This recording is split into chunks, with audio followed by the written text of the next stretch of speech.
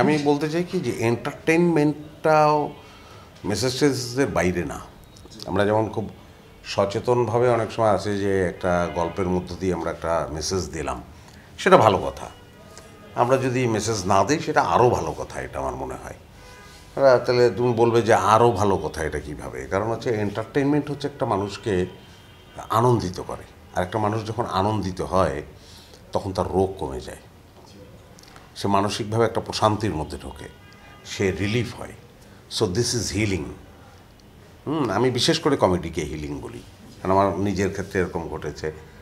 আমার ক্ষেত্রে অনেকে ফোন দিয়ে বলেছে যে আপনার এই নাটকটা দেখার পর আমার খুব মন খারাপ ছিল, আমি খুব ডিপ্রেশনে ছিলাম, কিন্তু এই কাজটা দেখেই আমি ডিপ্রেশনে বাইরে বের হতে পারছি। আমার মনে হয় যে আমি অনেকক্ষণ হাসলাম। এরকম ভুরি ভুরি উদাহরণ বহুজনে।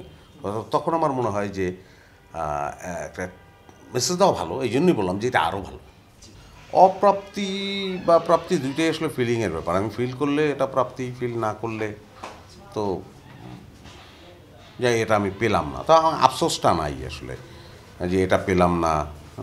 তবে যতটুকু পেয়েছি আমি হ্যাপি, আমি খুব খুশিও।